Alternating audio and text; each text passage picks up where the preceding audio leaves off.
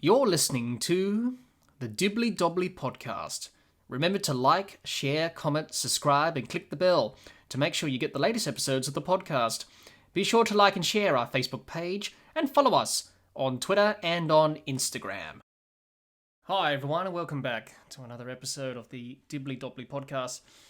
And on today's episode of the podcast, we're going to be reviewing the fifth Ashes Test from the Oval between England and Australia. Yet another exciting test match with England winning to draw the series at 2-2 and send Stuart Broad off in style. It was a fitting finish to what has been a pretty good Ashes series over the 5 test matches of this Ashes series. So on today's episode, we're going to be reviewing both teams' performances, talking about how they went about things in this fifth and final test of the Ashes series from the Oval. Before we do that, let's have a look at the match summary from the fifth Ashes Test between England and Australia from the Oval. England batted first and made 283 all out in their first innings. Harry Brook top scored with 85. Mitchell Starc took 4 wickets for Australia. Australia in their first innings were bowled out for 295. Steve Smith top scored with 71. Chris Woakes took 3 wickets for England. England in their second innings were bowled out for 395. Joe Root top scored with 91. Todd Murphy and Mitchell Starc took 4 wickets each for Australia. Australia in their second innings needed 384 runs to win. They were bowled out for 334. Usman Khawaja top scored with 72. And Chris Woakes took 4 wickets for England. England won by 49 runs, and Chris Woakes was named Player of the Match. What were the key moments and key factors from the fifth Ashes Test between England and Australia? Harry Brook's innings of 85 and his partnership of 111 for the 4th wicket with Moeen Ali, plus the partnership of 49 for the 8th wicket between Chris Woakes and Mark Wood, rescued England from 3 for 73 to 283 all out.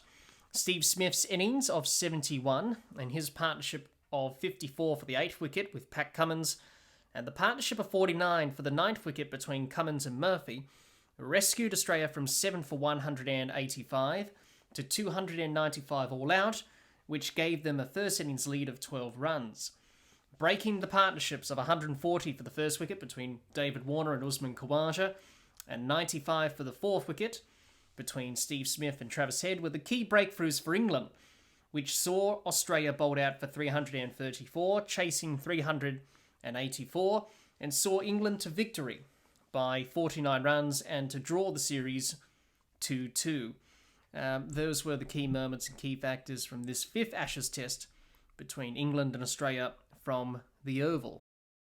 Let's talk about how England and Australia performed in this fifth Ashes Test at the Oval, based on their performances with bat and ball, and how they went about things in this test match.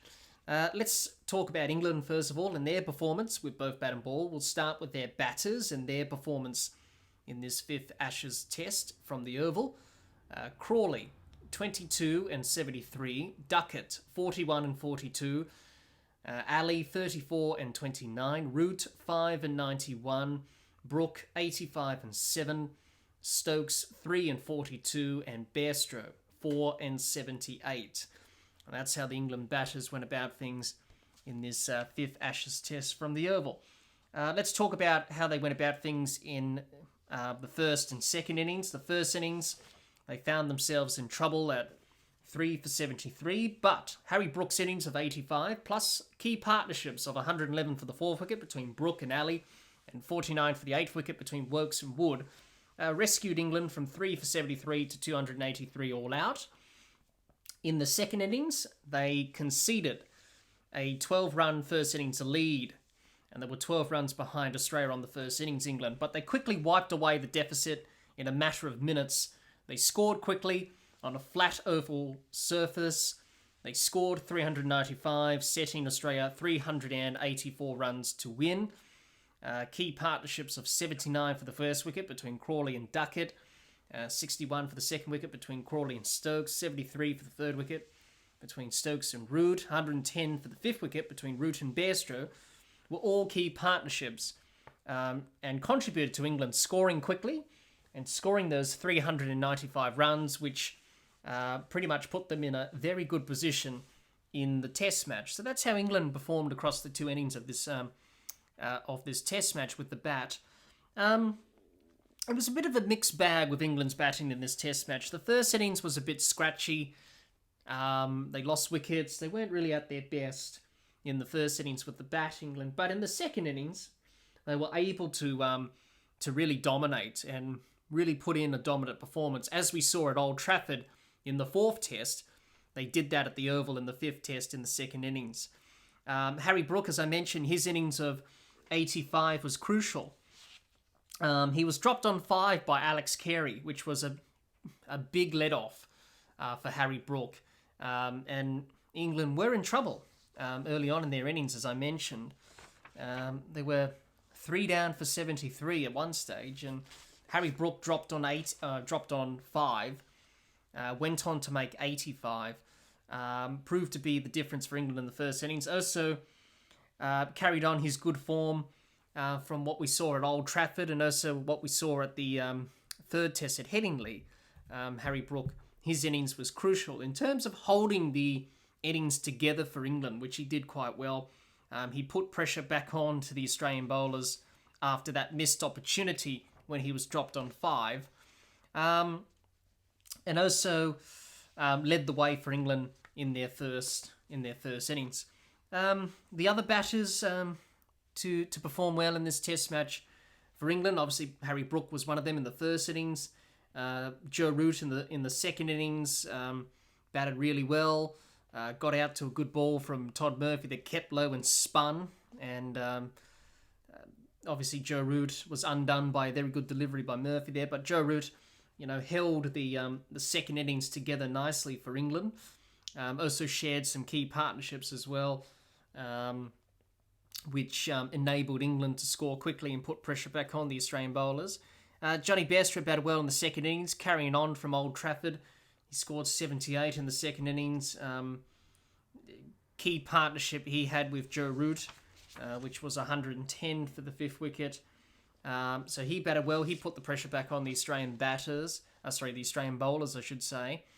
And England, they treated their second innings like a one-day or a T20 innings, really. For England, it was important to really make sure that they really put the foot down and put Australia under pressure in that second innings, which they did. And they were able to score quickly. The pitch was pretty flat, not doing much. The Australian bowlers were tired, fatigued, and jaded.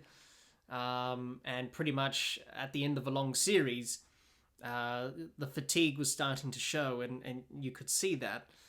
And the England batters were able to capitalise on that and cash in, and were able to score pretty quickly.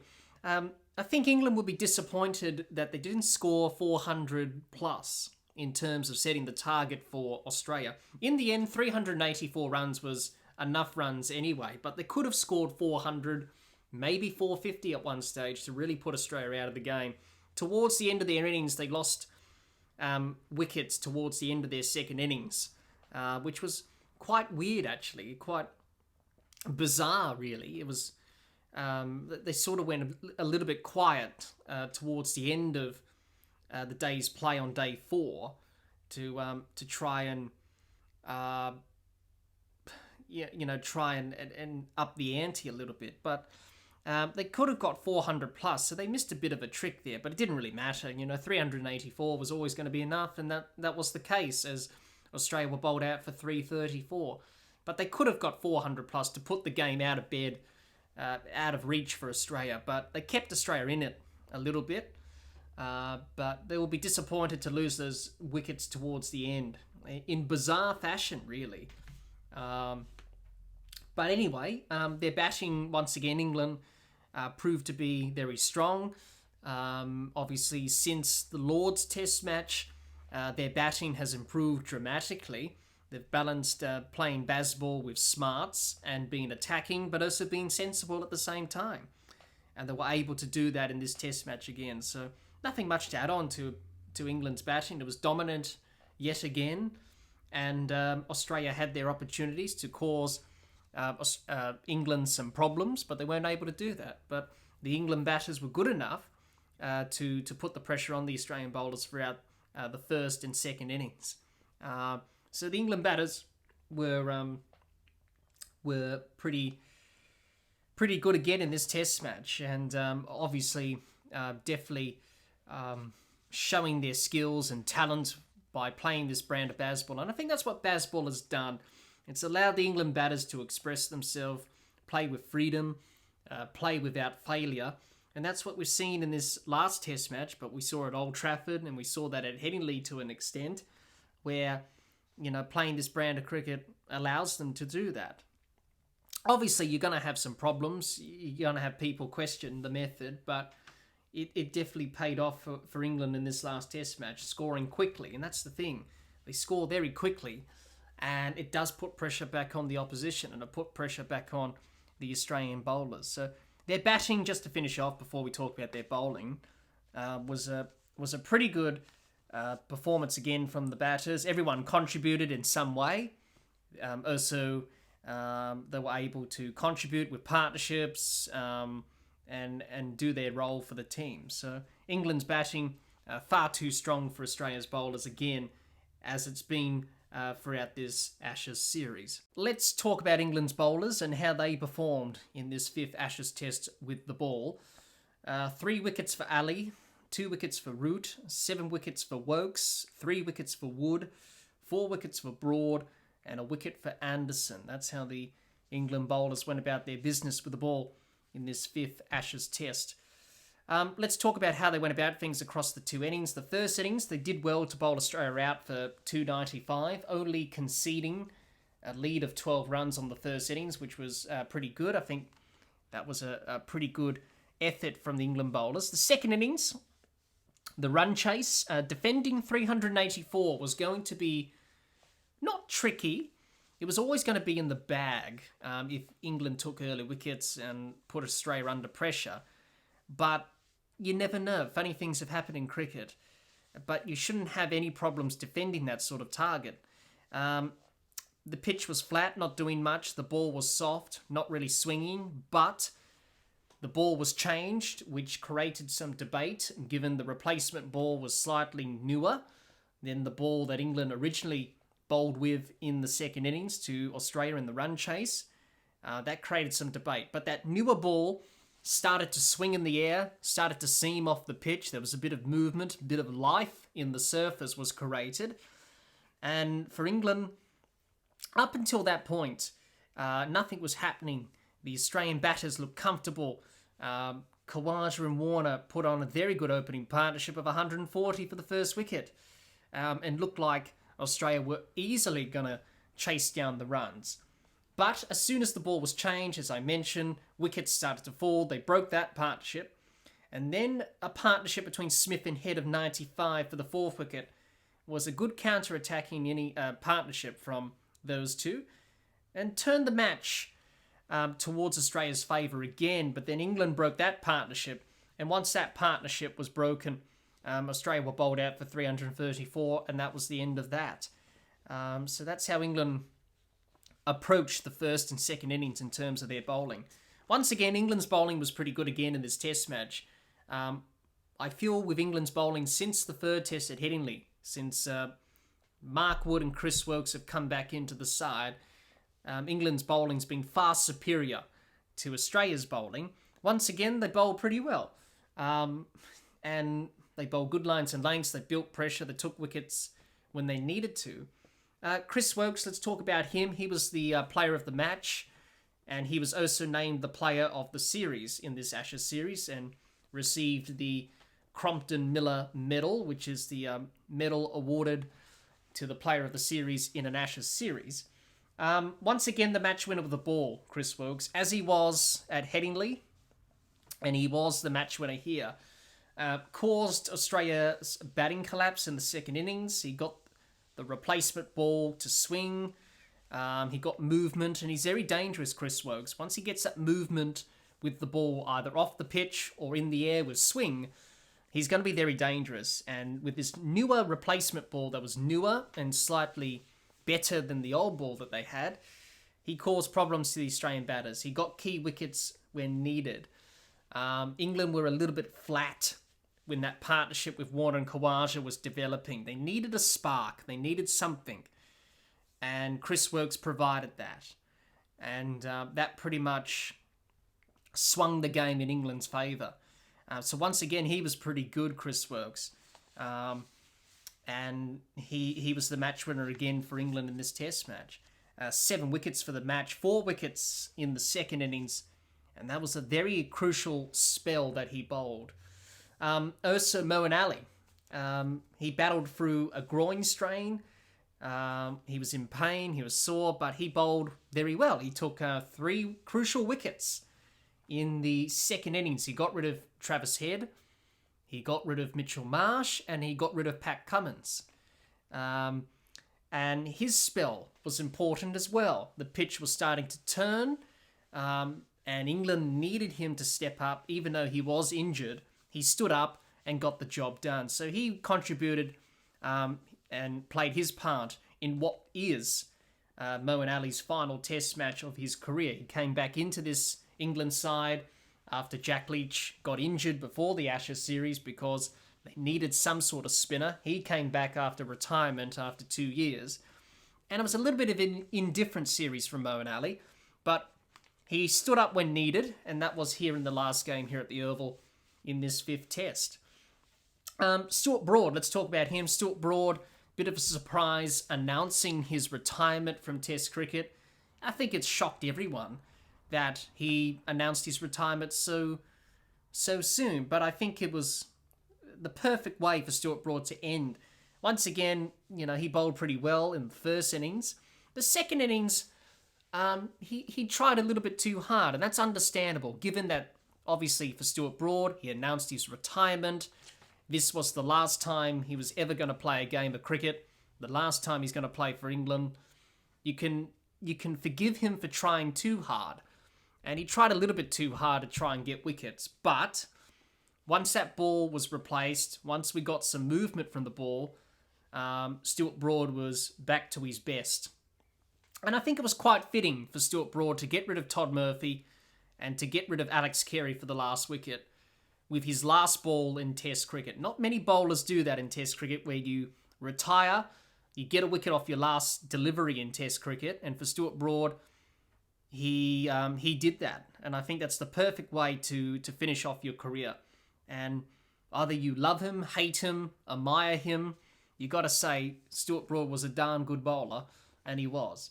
A very hard competitor, and he'll be sadly missed by all, especially in the England side, obviously. But I suppose the time is right for him to retire, but I think he should be very proud of his career. And not a bad way to finish. Got a wicket with his last ball in Test cricket. Last ball he faced as a batter, he hit it for 6. Not a brilliant way to end your Test career. He played his role as well. Mark Wood wasn't at his best in this Test match. He suffered a bit of a bruised heel. Obviously for Mark Wood, doesn't play 3 Test matches back to back. But for him, he wasn't quite at his best. But even if he wasn't at his best and he wasn't bowling full pace, he still caused some problems to the Australian batters. Even though he took 1 wicket in the second innings, but he was still pretty good. He was still pretty effective. Did his role. James Anderson was a little bit disappointing yet again. Not really effective with the ball, James Anderson, and he's had a bit of a tough series, obviously. But for Anderson, he'll be disappointed about his performance in the series. Yet again, he was ineffective, and he was probably the only England bowler not really to be very effective on this surface here at the Oval. And as I mentioned, it's been a bit of a tough series for Jimmy. But overall, just to finish off about England's bowling, pretty good again. All of them did their role. They took wickets. They had a bit of luck in the second innings when the ball got changed. That created opportunities for them. The ball moved. It swung, it seemed. and they got wickets, and overhead conditions as well were a bit gloomy as well, because we did have some rain on that final day at the Oval. So, yeah, the England bowlers yet again, all of them did their role, all of them took wickets and contributed to this fantastic win for them to draw the series. And overall, they've had a pretty good series as well, and they've bowled very well. They've bowled much better than Australia in this series. And when you look back on the series, you would say, yeah, England's bowlers were much better than the Australian bowlers. And that proved to be the case again here at the Oval for this fifth and final test of this Ashes series. Let's talk about Australia's performance in this fifth Ashes test with both bat and ball. And we'll start with the batters and how they performed for Australia in this fifth Ashes test. Khawaja, 47 and 72. Warner, 24 and 60. Labuschagne, 9 and 13. Smith, 71 and 54. Head, 4 and 43. Mitchell Marsh, 16 and 6. And Alex Carey, 10 and 28. That's how the Australian batters went about their business in this fifth test here at the Oval with the bat. Let's talk about how Australia went about things with the batting side of things in both innings. The first innings, they found themselves in trouble at 7 for 185, chasing England's 283. Steve Smith's innings of 71, plus the key partnerships of 54 for the 8th wicket between Smith and Cummins, and 49 for the 9th wicket between Cummins and Murphy, were crucial partnerships and helped Australia to 295 and obtaining a 12-run lead on the first innings. Without Smith, Cummins and Murphy, Australia wouldn't have had a 12-run lead in the first innings. They would have had a deficit that they had to make up. And they were able to get a lead, very lucky to attain that first innings lead. The second innings, the run chase, they were chasing 384, was always going to be tough. Not many teams have chased down 380 odd to win a test match in the fourth innings. But they started well. David Warner and Usman Khawaja set the platform for Australia, adding 140 for the first wicket. Plus the partnership of 95 for the fourth wicket between Smith and Head were key in keeping Australia in the hunt. But once the ball was changed, as we've mentioned many times, and those partnerships were broken, Australia had a batting collapse and they were bowled out for 334. And that's all she wrote for Australia. That's how they went about things, Australia. Yet again, the batting was poor from Australia. It was pretty much the same as it has been throughout this series. They got starts, but didn't convert them. They let themselves down in the first innings. They lacked intent with the bat. They dug themselves into a hole with the bat. Didn't look to score. Labuschagne's innings, 9 off 83, was an example of that lack of intent with the bat. If it wasn't for Smith, Cummins and Murphy, those partnerships and innings, Australia wouldn't have got a first innings lead of 12 runs. And yet again, Australia missed opportunities with the bat as they did in this test match. If they batted well in their first innings, they would have got a lead of maybe 150, 200. They needed a big buffer over England if they were going to win this match realistically, Australia. But that was an opportunity they let slip. And it's been the theme in this series from Australia that if they have an opportunity, they weren't able to grasp or grab the opportunity. It was a perfect opportunity for them to bat well, get a big score on the board. You know, the surface at the Oval was pretty good for batting, as it always is. It's one of the most Australian-type pitches that you will get in England because of the bounce and pace. But they didn't capitalise. And that's why they put themselves under tremendous pressure. A 12-run lead is not going to put England under pressure. When England started their second innings, they wiped off the 12-run deficit in the first over. They hit a couple of boundaries, and that was that. So, yeah, yet again, it was poor. They dug themselves into a hole, lack of intent. We saw that from Labuschagne in particular. I don't know what Marnus Labuschagne was doing. 9 off 83 is just not good enough. And Usman Khawaja was guilty of that as well, digging himself into a hole, along with Labuschagne. The only one who scored, freely was Steve Smith. He got 71.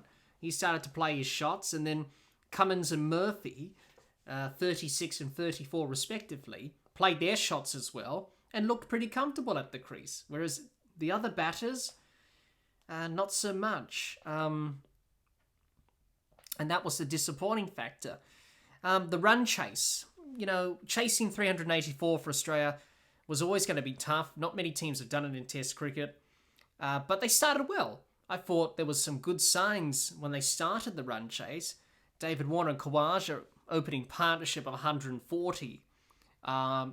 Best opening partnership that Australia's had in the series. Got off to a good start. Set the platform.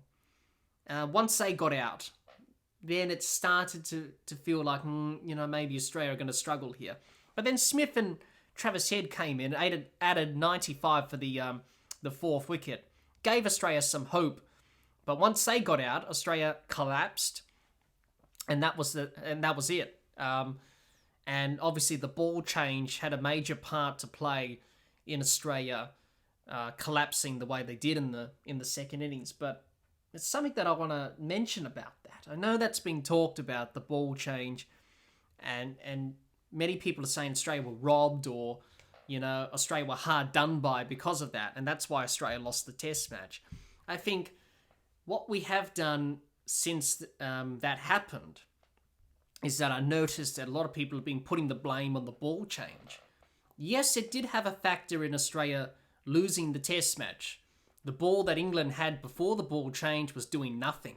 It was flat, it was soft. The only reason it got changed is because Mark Wood hit Usman Khawaja on the helmet, which put the ball out of shape. So they needed to replace the ball because it was out of shape, and that's fair. The umpires did that. But the ball that they selected wasn't really a ball that was similar in age or condition. It was quite new. You could see the writing on both sides. It looked a little bit newer and fresher. But it did swing around. It did seem it got wickets for England. But what we are doing is that we're putting the blame solely on that and saying the ball change was why Australia lost the Test match. Technically, it did play a part, but there were other factors that Australia lost this Test match. The other factors were, number one, in the first innings, they dropped catches. They could have bowled England out for less than 250. They dropped 5 catches or something like that. They dropped Harry Brook when he was on 5 and he made 85. That's one factor. The second one is that they didn't bat well in their first innings. They didn't get a first innings lead. They did. It was only 12 runs, but that's not going to be challenging to England. They needed 150 or 200 run lead in the first innings. And last but not least, the bowling in the second innings cost them as well. So I've just named a number of factors that contributed in Australia losing this Test match. The fielding in the first innings, dropping catches, the batting in the first innings, and the bowling in the third innings, or the second innings of the Test match, pretty much cost them. And I know everyone will put the blame on the ball because that played a big role. Yes, but I don't think Australia should be using that as an excuse. There were other factors where they didn't really perform well in, and those factors contributed in them losing the Test match. So it wasn't just the ball change. There were other factors that contributed in Australia losing the Test match. Not because the ball was changed. Yes, that played a part a little bit because it swung and seamed, but the batters didn't apply themselves to that, which you need to do as a batter. You need to adapt when the ball's swinging and seaming like that, and they didn't play it well. But there were other factors in why Australia lost the Test match, not because the ball change. That was one of the factors, but not the one that cost Australia the Test match. There were other factors as well. Poor batting, poor fielding, and poor bowling. That's pretty much how it played out. I thought David Warner, he's been under pressure. Let's talk about him. I thought he batted well in the second innings to score 60. It looked like he was looking good and looking like getting a big score. But yet again, with Warner, got a start, didn't really go on with it. Steve Smith and Travis Head batted okay at times. Marnus Labuschagne was poor. He went backwards. He batted well at Old Trafford, but here in this test match, he went backwards again, especially in the first innings. Mitchell Marsh didn't really do much. He was disappointing. Travis Head batted well in the second innings. First innings didn't really do much. Alex Carey, he did well in the second innings to try and get Australia to the victory, but obviously it was, a bit too much in the end, really. Wickets were falling and he had to pretty much play his shots. The tail-enders had mixed results in this test match. Cummins and Murphy contributed in the first innings. The second innings, they just collapsed in a big heap. Australia's batting, yet again, very poor. It's been inconsistent. And it's been frustrating, especially for them. Obviously, they've had opportunities, but they haven't grabbed those opportunities with the bat. So they'll be very disappointed with the way they batted in this fifth test of this series. And, in hindsight, if they batted a bit better, it could have been a different result. But nothing more to add on, really. It was pretty disappointing yet again from Australia with the bat, as it has been throughout this whole entire Ashes series. Let's talk about Australia's bowlers and their performance in this fifth Ashes test. A wicket for Marsh, 8 wickets for Stark, 2 wickets for Cummins, 6 wickets for Murphy, and 3 wickets for Hazlewood. That's how the Australian bowlers went about things in this fifth Ashes test. Let's talk about how they went about things across the two innings. The first innings, they did well to bowl England out for 283. Could have been a lot less if it wasn't for drop catches, as we've already mentioned. The second innings, they had a lead of 12 runs on first innings. Nothing much to play with.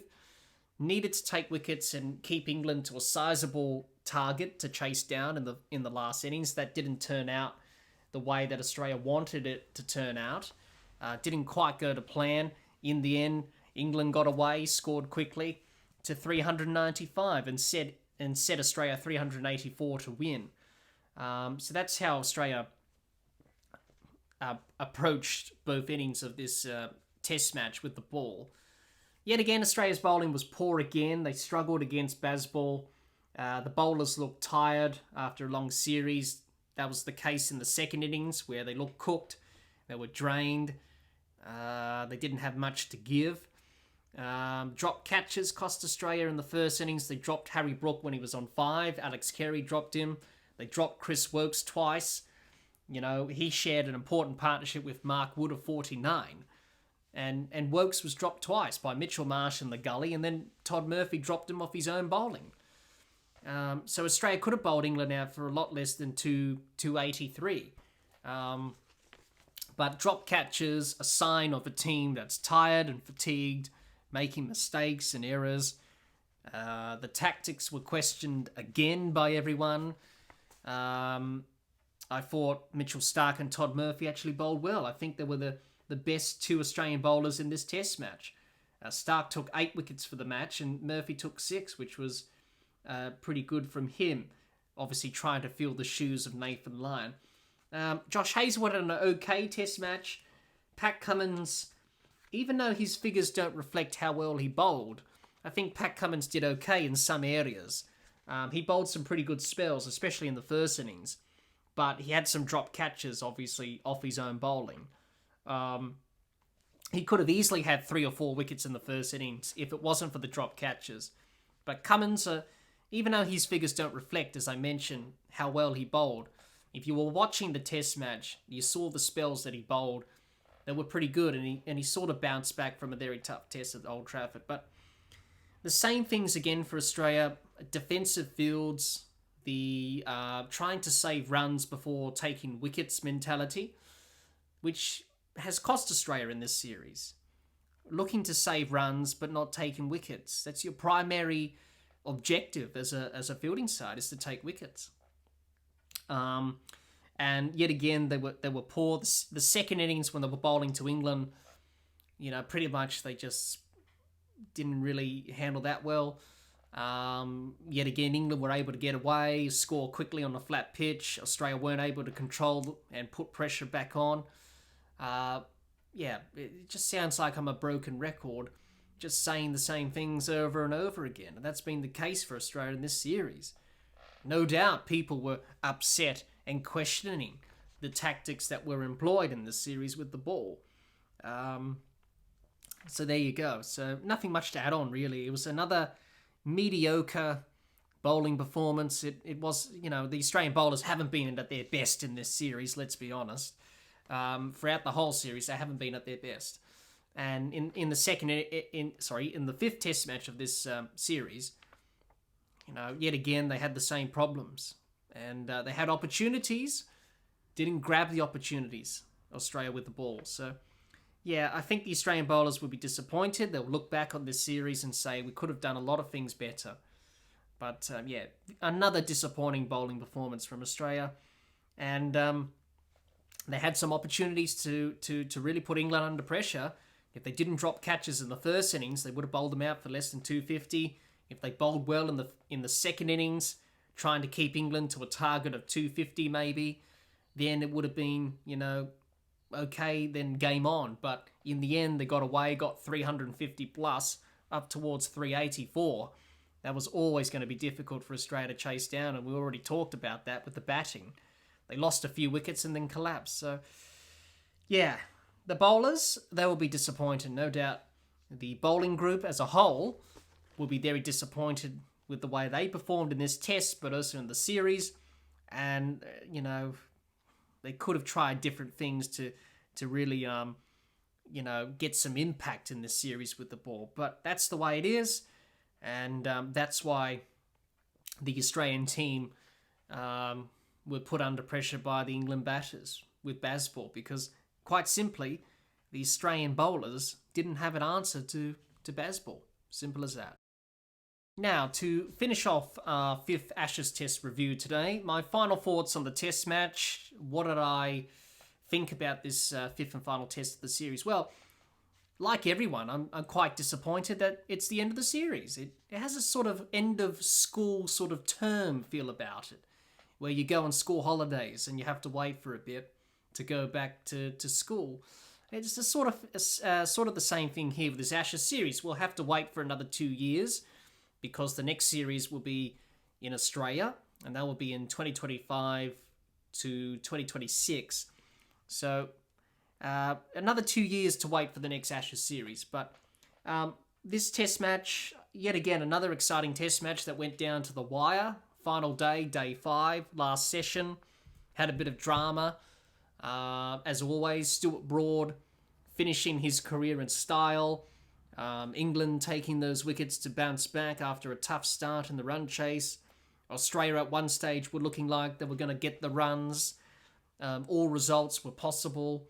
So I think not a bad way to end the series. And, Ashes series have always entertained us for many years. And this Ashes series, especially this test match, epitomised what this series was about, is that both teams, the momentum swung back and forth between the two teams, and it did in this last test match. And it was a pretty good test match yet again. And at the end of the day, England were too good for Australia, and they were able to win the test match by 49 runs and draw the test match. So, and draw the series, which finishes at 2-2. So yeah, I think everyone will be disappointed that it's the end of the series. Would have been nice to keep going with the Ashes, but obviously 5 test matches, that's it. We have to wait for another couple of years. But to finish off, another great test match in what has been a very entertaining, enthralling Ashes series in 2023. Thanks everyone for listening to our Ashes review of the 5th test of the Ashes series from the Oval. Thanks everyone for listening. Also, thanks everyone for listening or watching our Ashes episodes on the podcast throughout this Ashes series. Thanks everyone for doing that. And it was great to hear everyone's thoughts on this Ashes series over the 5 test matches. And it has been a long, draining Ashes series, as it always is for an Ashes series. If you're listening or watching to this episode of the podcast on our YouTube channel, let us know your thoughts on the 5th Ashes test in the comments down below. We would love to hear what you have to say about this fifth Ashes test. Thanks everyone for listening. Until next time, keep safe and bye for now.